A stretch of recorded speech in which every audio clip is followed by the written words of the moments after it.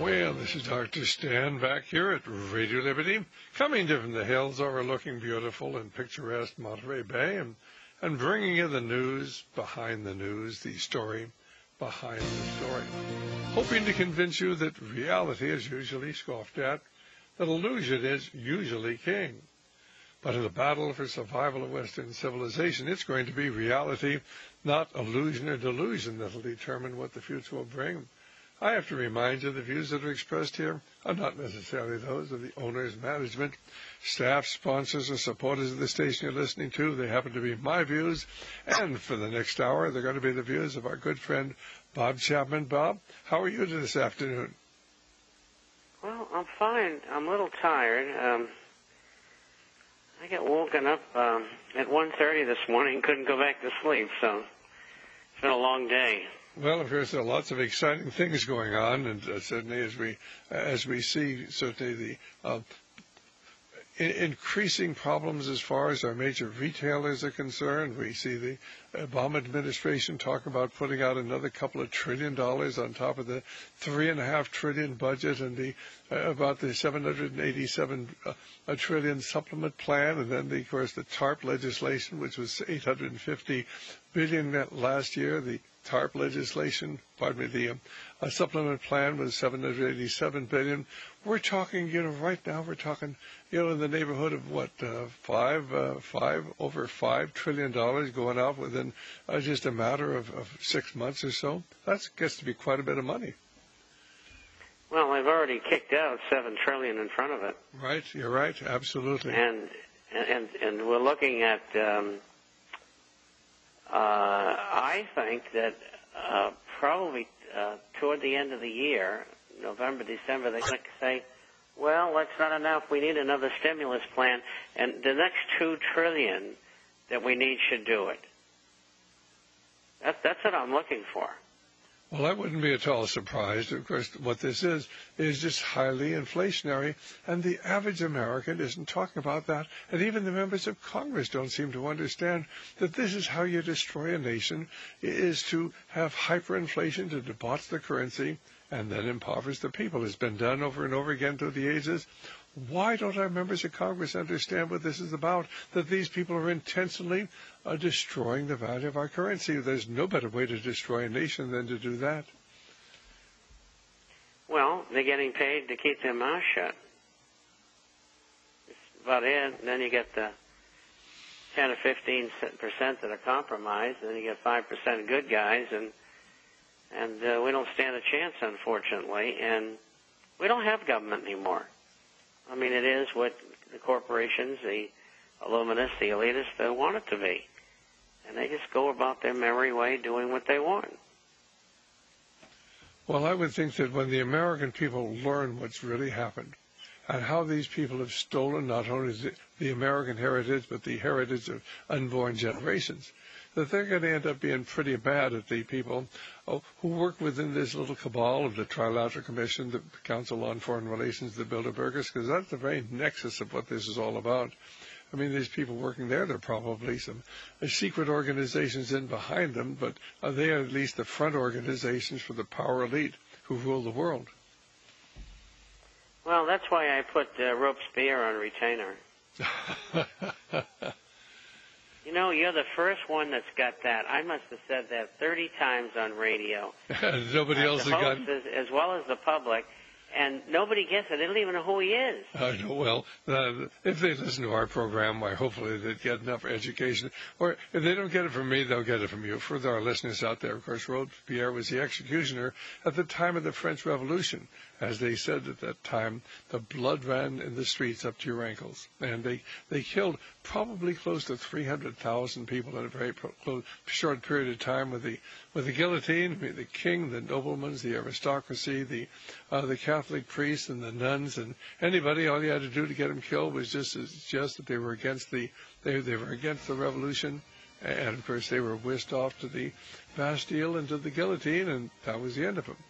And we'll be back in just a few minutes.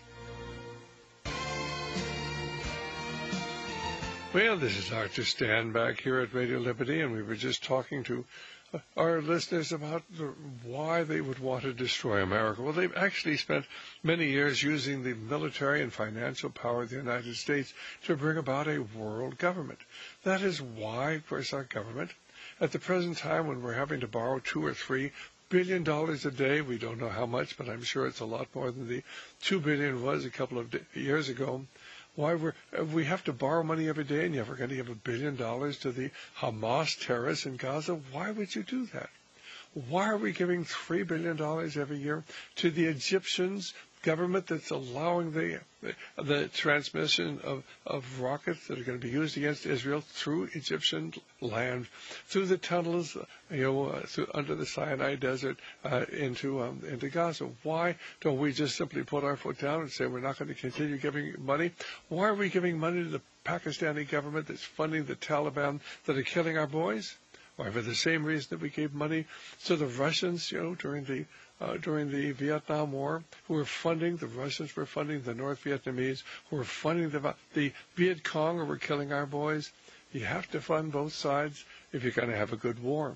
And you're going to prolong that war, and they prolonged the Vietnam War long after it could have been ended. And they prolonged the First World War and the Second World War and the Korean War and the Vietnam War. And at least they didn't prolong the first Gulf War, but they've certainly prolonged the second one. And we're dealing with people who have a different set of moral values because they have a different goal and objective. Bob, it's good to have you back. Have we got rid of the echo? I don't know yet. All right, fine. Will you go? For the moment, at least. All right, fine. Well, then you pick up the story and bring our guests up to a current knowledge of what's going on financially in our country and throughout the world. I just want to make a little comment on what you were saying. I got a letter from a history professor, and what he said was that what Americans know about history is woefully inadequate, and they just don't know very much at all.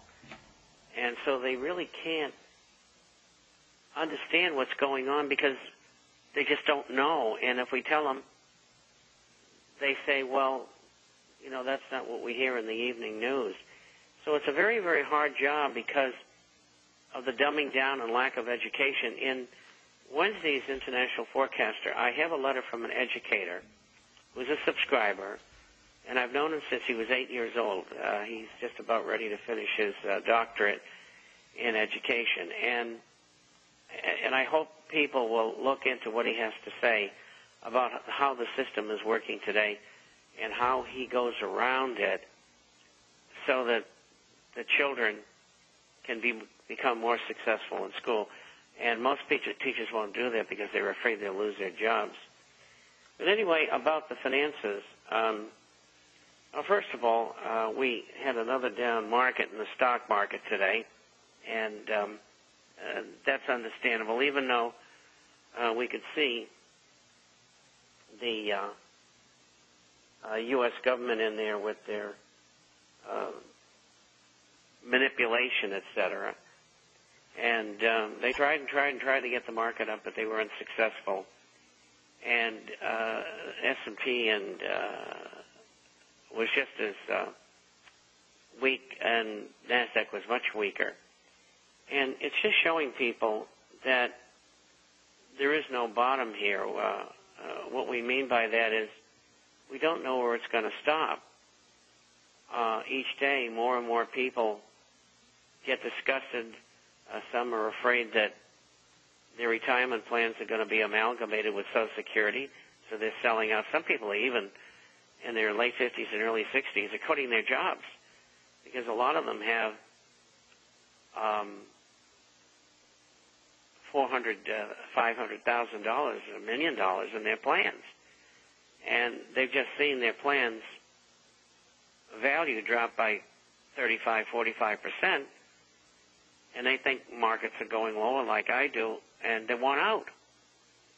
And they also want out because they're afraid that of that possible amalgamation. And so I think we're seeing a movement away from what has been sacrosanct investments for many years, The whole game has changed. And I try to explain this to people in the last 10 years on this program and in the International Forecaster over and over and over and over again. And, gee, a lot of them took notice. They sold their homes at the top of the market. They got out of CDs. They went into gold and silver-related assets. They got themselves dehydrated and freeze-dried foods and a filter and something to defend their family with. And they've really done what they're supposed to do. And there's millions of them. Stan, we're reaching millions of people every day. So it is going to work. People realize there's something dramatically wrong, and they know who, now, those who listen, know who's doing it to them.